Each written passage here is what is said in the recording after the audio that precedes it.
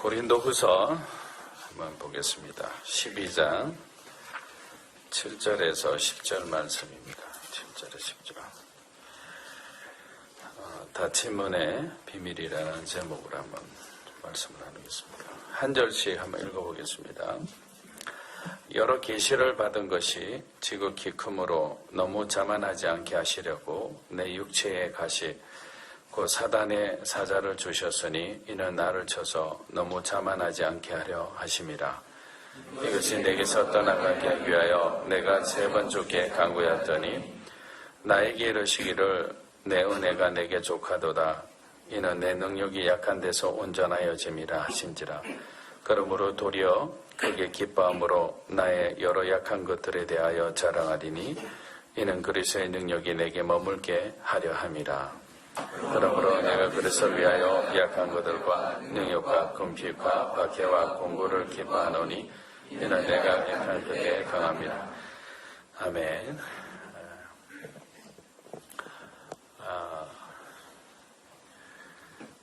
우리가 보면 우리의 삶이 흔들리는 경우가 있습니다. 어떨 때 흔들리느냐, 또 어떤 상황이 흔들리느냐.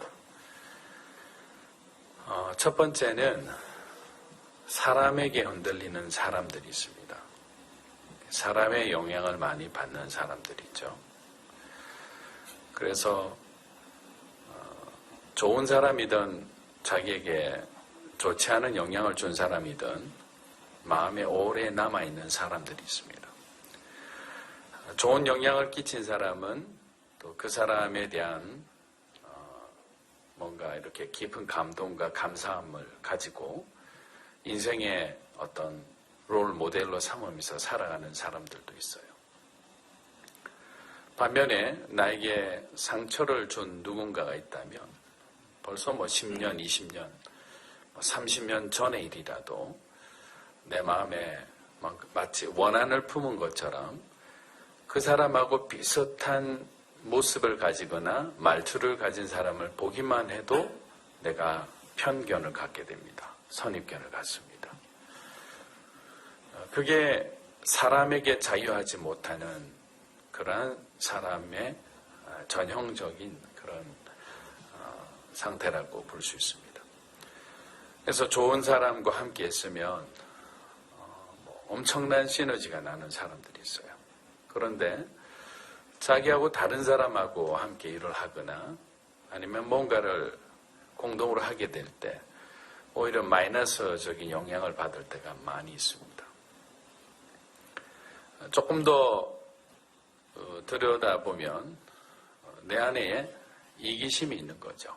내가 원하는 사람의 형상이 따로 있는 거예요. 이런 형태의 사람이면 내가 받아들일 수 있어라는 어떤 이유든지 그렇게 만들어진 자기의 어떤 뚜렷한 관이 있는 거예요. 그게 맞지 않으면 일단 내가 받아들여지지 않아요. 그런데 그런 어떤 사람의 영향을 많이 받는 사람일수록 그의 삶은 이리저리 많이 흔들립니다. 여러분도 한번 생각해 보십시오. 지금 저와 여러분은 어떤 성향의 사람인가?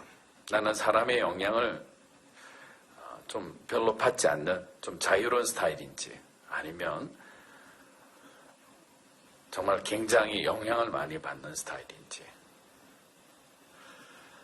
불안정한 삶을 살 수밖에 없어요. 하나님은 그래서 그런 영향을 받는 사람을 하나님만 의지할 수 있도록 또 그 사람의 상황을 바꾸어 나가는 여러 가지 훈련을 주십니다. 그 훈련은 여러분이 가장 싫어하는 사람만 만나게 돼 있어요. 겪어야 돼요. 넘어야 됩니다.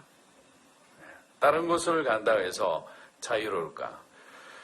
저와 여러분이 하나님 안에 있음을 믿고 그분이 정말 우리의 하나님이시라는 것을 우리가 인정한다면 어느 곳에 가든지 하나님은 그 하나님의 사랑의 표현을 반드시 하십니다. 근데 그 표현은 저와 여러분이 그리스도 안에서 장성한 분량으로 성장하는 거예요. 근데 성장에 필요한 도구는 어떤 사람은 사람인 거예요. 사람을 통해 가장 나의 아픈 부분을 하나님이 반대로 치유해 가시는 거예요. 아프다는 것은 치유가 되는 과정 중에 하나예요. 여러분 상처가 났을 때 연고를 바르거나 약을 바르면 약은 쓰고 상처 난 자국은 아픕니다. 수술할 때 안 아픈 사람 어디 있습니까? 아프기 때문에 치유가 되는 거예요. 두 번째는 환경에 흔들리는 사람이 있어요. 대부분 저희는 환경에 많이 흔들립니다. 근데 환경도 마찬가지로 어떤 사람은 웬만한 환경엔 잘 견디는 사람이 있어요. 묵묵히 걸어갑니다. 근데 예민한 사람은 조금만 환경이 바뀌어도 예민하게 반응을 해요. 그래서 그런 사람은 하나님께서 환경을 통해 주시고자 하는 그날의 메시지를, 그날의 만나를 사실 먹지 못합니다. 왜냐하면 환경의 소리만 듣기 때문이에요. 순교는 보화를 찾지 못하는 거예요. 왜냐하면 보화라는 것은 그냥 길바닥에 널려있는 게 보화가 아닙니다. 애를 쓰고 수고하면서 찾을 때 나에게 발견되어지는 것이잖아요. 만약에 길바닥에 널려있는 게 다 보화라면, 만약에 금이 여러분 길거리 나가는 곳곳마다 금덩어리가 돌아다닌다면 그것은 보화가 아니죠. 희귀한 거여야 됩니다. 가지기 힘든 거야 보화라고 얘기할 수 있는 거죠. 그러나 누군가 노력하는 자, 애쓰는 자에게 주어지는 것이잖아요. 그런데 하나님께서는 환경이라는 매개체를 통해서 저와 여러분에게 필요한 메시지를 주십니다. 그 메시지를 잘 들으면 그 환경에 지배를 당하는 것이 아니라 하나님께서 주시는 힘을 통해 여러분들이 그 환경의 지배자가 될 수 있는 거예요. 처음부터 아담과 하와에게 하나님 창조하신 다음에는 이 만물을 지배할 수 있는, 생육하고 번성할 수 있는 복을 주셨어요. 근데 그것이 저와 여러분의 것이 못된 이유는 바로 하나님 안에서 우리가 갖고 있는 우리의 위치를 망각하는 거예요. 우리가 어떠한 사람인가를 깨닫지 못했을 때는 우리는 사람에게 흔들리고 환경에 흔들리는 사람이 됩니다. 그럼 어떤 사람이 되었으면 좋겠느냐? 세 번째 사람이에요. 말씀에 흔들리는 사람이 되어야 되는 거예요. 하나님이 말씀이 왔을 때 냉정하게 그 말씀을 여러분들이 필요한 것만 취합해서 소화시키는 것이 아니라 때로는 말씀은 아주 날카로운 칼처럼 여러분 안에 숨어있는 그 죄들을 찍어내거든요. 숨겨진 여러분 안에 있는 그 어둠을 그대로 관통을 합니다. 아프거든요. 마치 혀를 찔린 것처럼 하면서 여러분이 반응할 수밖에 없어요. 이걸 어떻게 하나님이 아시지? 내 마음속에 숨겨진 마음인데 아무도 모르는 건데 드러나는 그런 것은 괜찮아요. 왜? 누구나 볼 수 있는 거잖아요. 그런데 저와 여러분의 마음속에 숨겨진 부분은 웬만해서 드러나지 않습니다. 같이 사는 아내와 남편도 잘 몰라요. 부모님도 잘 모르는 게 있어요. 여러분 자신만 아는 게 있어요. 그래서 빌 하이벨스 목사님 그 성경부 교재 중에 하나의 책의 제목이 아무도 없을 때 당신은 누구인가? 그런 제목이 있습니다. 아무도 없는 공간에 여러분이 홀로 있을 때 여러분 CCTV를 한번 달아보세요. 그러고 난 뒤 한 일주일 있으면 CCTV의 있는 존재를 망각했을 때 여러분 마음대로 이렇게 행동할 때가 있습니다. 그때 여러분은 어떤 모습인지 여러분 자신이 잘 알 수 있는 거예요. 말씀이 흔들리는 사람은 들어오면 그 말씀에 여러분의 삶을 조정해 나가는 사람입니다. 아프지만 힘들지만 어렵지만 고통스럽지만 말씀이 원하는 길을 걸어가는 사람이에요. 오늘 바울에게 닫힌 문은 뭐가 닫힌 문이라고 얘기할 수 있습니까? 우리는 이해하지 못하지만 바울에게 해결되지 않는 문제가 있어요. 육체의 가시라는 게 있습니다. 바울처럼 우리 인생에도 해결되지 않는, 열리지 않은 그런 닫힌 문과 같은 그런 상황, 사람, 환경이 있습니다. 그런데 기도하는 거죠. 하나님 앞에 이 문제 좀 해결해 달라고, 이 문 좀 열어달라고, 이 관계의 문도 열어주시고, 이 환경의 문도 열어주시고, 진로의 문도 열어주시고, 또 어떤 사람들은 태의 문도 열어달라고 기도하잖아요. 하나님께 기도하잖아요. 근데 어떤 부분은 하나님이 오랫동안 그 문이 닫혀 있는 가운데 그대로 두게 하시는 데가 있어요. 그때 우리는 힘드는 겁니다. 하나님을 오해하기도 하죠. 그냥 금방 풀어주는 문제, 금방 우리가 기도했을 때 응답해서 그 환경이 열리거나 우리의 삶의 부분이 이렇게 응답받음을 통해서 하나님을 경험하면 문제가 없는데 10년, 20년 동안 기도해도 풀리지 않는, 열리지 않는 그 문이 있을 때 그 닫힌 문의 삶을 우리는 어떻게 해석해야 될까? 저와 여러분은 어떻게 받아들이면서 신앙생활을 해야 될까?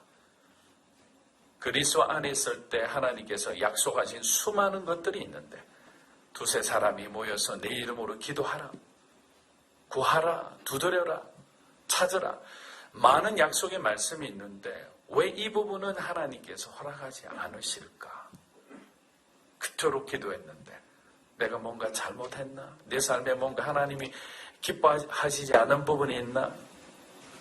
그렇게 몸부림치며 주님 앞에 구했던 그 많은 기도 제목들이 저와 여러분의 삶 가운데 어느 정도 있으리라 생각합니다. 물론 저도 많이 있습니다. 어떤 것은 열어주시죠. 생각지도 않는데 열어주는 게 있어요. 그런 축복도 있습니다. 어떤 부분은 그렇게 몸부림치고 울고 불고 해도 하나님이 열어주시지 않는 부분도 있어요. 바울도 주님께 3번 간구했다라고 나오잖아요. 딱 3번 기도했을까요? 아니죠. 성경에서 나오는 3이라는 숫자는 하나님의 숫자예요. 완전한 숫자입니다. 3번 간구했다는 것은 바울이 할 수 있는 만큼 최대한 간절하게 하나님 앞에 기도했다는 거예요. 한두 번이 아니었을 겁니다. 수십 번 기도했을 수 있습니다. 하나님 나를 선택해서 주의 종으로 이방인을 위한 복음 전도자로 세웠으면, 사도로 세웠으면 그에 합당하게 더 훌륭하게 효과적으로 복음을 전할 수 있는 그런 사람으로 만들어 주시면 얼마나 좋겠습니까? 그런데 이 말 못한 이 육체의 가시가 나를 너무나 힘들게 합니다. 하나님이 닫힌 문을 열어주십시오. 바울조차도 그렇게 기도한 거예요. 저는 바울의 믿음을 비추해 돌아볼 때 간단한 안질이나 여러 가지 육체적인 그런 간단한 질병은 절대로 아니라고 생각합니다. 삼청천의 하늘을 보고 하늘의 계시를 받아서 하나님 앞에 놀라운 기적과 기사를 행했던 그런 바울 사도가 안질 하나 가지고 하나님 앞에 3번씩 기도했다고 여러분 그렇게 이해할 수 있겠나요? 저는 아니라고 생각해요. 바울이 스스로 견디기 힘들 만큼의 깊은 상처나 아픔이나 뭔가 육체적인 불편함이 있었을 거예요. 그런데 그것이 본인이 생각하기에는 하나님의 복음을 전하는데 어느 정도 장애가 되었다고 생각합니다. 여러분도 그렇게 생각하잖아요? 만약에 하나님 나에게 양 복음을 전한다면 말을 잘하는 정말 달변가가 되게 해주시든지, 아니면 정말 저런 사람들에게 나에게 긍휼한 마음이 있는데 나에게 돈을 많이 주시면 나 정말 청소년을 위해서 내가 장학금도 주고 여러 가지 많이 할 건데 돈도 없고 말도 못하고 왜 이렇게 만드셨나요? 라고 얘기할 수 있잖아요. 아마 바울이 생각하기에는, 판단하기에는 자기가 이 문제만 해결된다면 더 효과적으로, 더 강력하게 하나님의 복음을 전할 수 있었다고 그는 판단했을 거예요. 근데 하나님은 기도를 들어주셨나요? 안 들어주셨어요. 바울의 평생 그가 순교하기 전까지 이 문제는 그의 삶에 닫힌 채로 그대로 주님 앞에 갔습니다. 열어주지 않은 이유가 있는 거예요. 구절을 한번 읽어볼까요? 왜 열어주시지 않은지 우리 다시 한번 고린도후서 12장 9절입니다. 시작. 나에게 이르시기를 내 은혜가 내게 족하도다. 이는 내 능력이 약한 데서 온전하여짐이라 하신지라. 그러므로 도리어 크게 기뻐함으로 나의 여러 약한 것들에 대하여 자랑하니 이는 그리스도의 능력이 내게 머무르니라. 자, 은혜가 족하다, 충분하다라고 얘기합니다. 내가 더 많이 열어주지 않느냐. 근데 이 닫힌 이유를 네가 좀 알면 좋겠다 하는 건데, 이유가 뭐냐면 내 능력이 약한 데서 온전하여 짐이라. 동시에 닫힌 문의 비밀을 알려줍니다. 여러분 발견하셨나요? 그리스도의 능력이 내게 머물게 하려 하십니다. 이게 저와 여러분의 인생 가운데 하나님이 닫아두고 있는 그 문의 비밀입니다. 축복의 비밀인 거예요. 하나님의 능력이 내게 머물게 하려 하십니다. 약하기 때문에, 내가 힘들기 때문에 우리는 누구를 바라볼 수 있나요? 예수님을 바라보는 겁니다. 그렇다 그 문제를 하나님이 끝까지 닫은 채 바울처럼 가는 분들도 계시지만, 하나님의 능력이 온전히 머물렀을 때 은혜를 받을 만한 충분한 준비가 되었을 때 하나님께서는 그 문을 또한 열어주시는 선하신 주님이심을 믿으시기를 바랍니다. 하나님의 생각과 뜻은 선하신 분인 거예요. 우리의 생각과 우리의 판단하고는 다릅니다. 충분히 예수의 능력이 저와 여러분의 삶을 지배할 때 하나님은 또 다른 문을 열어서 우리에게 진정한 부활의 영광의 기쁨을 누리게 하시는 거예요. 오히려 기뻐하는 거예요. 자기의 약함을. 처음에는 불평했고 원망했고 걱정했고 힘들어했는데 그 비밀을 바울이 깨닫고 난 뒤부터는 자신의 약함을 오히려 기뻐하였더라. 내가 도리어 크게 기뻐했다. 하나님 그렇군요. 이 부분을 하나님께서 해결해 주시면 물론 제가 더 열심히 주님을 위해 섬길 수 있습니다. 그런데 내가 자고하지 않게 하기 위해서, 교만하지 않게 하기 위해서 이조차 하나님이 주시고 나에게 이러한 불편함이 없고 나에게 이러한 결핍이 없고 나에게 이러한 수치와 부끄러움이 없고 나에게 잊고 싶은 이런 과거가 없었다면 내가 하나님을 신실하게 찾았겠습니까? 라고 고백하는 거예요. 그런 아픔이 있고 그런 그늘이 있기 때문에 예수님 옷자락 붙들고 오늘도 주님 앞에 무릎 꿇는 거 아니겠습니까? 라는 고백인 거예요. 그래서 그런 닫힌 문이 있다는 것은 오히려 하나님이 저와 여러분을 사랑하는 은혜의 증거라고 저는 믿습니다. 그걸 붙드시는 거예요. 십자가는 우리 인생의 가장 닫힌 문이에요. 그만한 수치가 어디 있습니까? 그만한 능욕과 모욕이 어디 있습니까? 그만한 고통이 어디 있습니까? 십자가의 닫힌 문을 여러분이 선택해서 걸어갔을 때 여러분은 예수님처럼 캄캄하게 막힌 돌무덤 가운데 닫힌 삶을 살게 되는 거예요. 아무것도 없습니다. 다 죽었다고 생각합니다. 아무도 주목하지 않습니다. 예수님 살아서 기적 행할 때 그렇게 수많은 무리가 따랐지만 예수님 십자가에 돌아가시고 난 뒤에 누가 주목했습니까? 끝났다고 생각한 거예요. 저 사람은 끝났어. 희망이 없다. 그런데 3일 후 어떤 일이 일어났습니까? 3일이라는 시간이. 닫힌 동굴 문이 열렸습니까? 닫힌 채로 있었습니까? 한번 대답해 보세요. 열린 거예요. 활짝 열린 겁니다. 그날 아침, 부활의 아침, 예수님은 전혀 다른 모습으로, 인간의 모습이 아니라 하나님의 형상으로 다시 나타난 겁니다.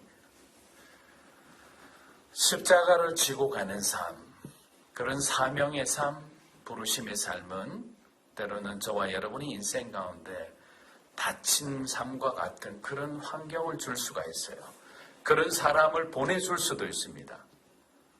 그때마다 여러분이 사람이 흔들리고 환경이 흔들리면 하나님의 말씀 부여잡고 부활의 생명을 여러분이 얻을 수가 없는 거예요. 그 영광과 그 능력과 그 아름다움을 우리가 어떻게 경험할 수 있겠습니까?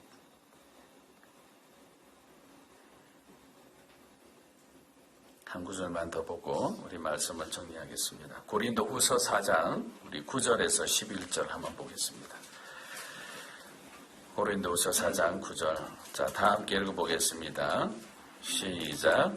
학대를 받아도 구원받지 아니하며 거꾸로뜨림을 당하여도 망하지 아니하고 우리가 항상 예수의 죽음을 몸에 짊어지는 예수의 생명이 또한 우리 몸에 나타나게 하려 합니다. 우리 살아있는 자가 상상심을 위하여 죽음에 넘겨지는 예수의 생명이 또한 우리 주 육체에 나타나게 하려 합니다. 아멘. 사방이 우겨삼을 당하였다. 어떻게 할 수가 없잖아요. 적의 무리들이 여러분을 꽁꽁 우겨삼을 하고 있는 거예요. 어디로 가도 적들이 있는 그런 상황입니다. 해결점이 보이지 않죠. 답답한 일을 당하였는데, 그런데 이 사람은 낙심하지 않는다고 합니다. 크리스찬으로 이야기하는 거죠. 박해를 받아도 버림받지 아니하였다. 거꾸로 뜨림을 당하여도 망하지 않았다. 이유는 뭐냐면 이런 닫혀있는 환경 가운데 일어나는 모든 이유는 정답을 주셨잖아요. 예수의 생명이, 한번 따라해 보십시오. 예수의 생명이 우리 몸에 나타나게 하려 합니다. 한 번만 더 합니다. 예수의 생명이 우리 몸에 나타나게 하려 합니다. 아멘. 닫힌 문을 허락하신, 그 환경을 허락하신 주님의 목적은 예수의 생명이 저와 여러분의 몸에, 삶에 나타나게 하려 함인 거예요. 그렇게 살아갈 때 우리는 누구보다 예수 그리스도를 가장 잘 전하는 믿음의 사람이 되리라 믿습니다.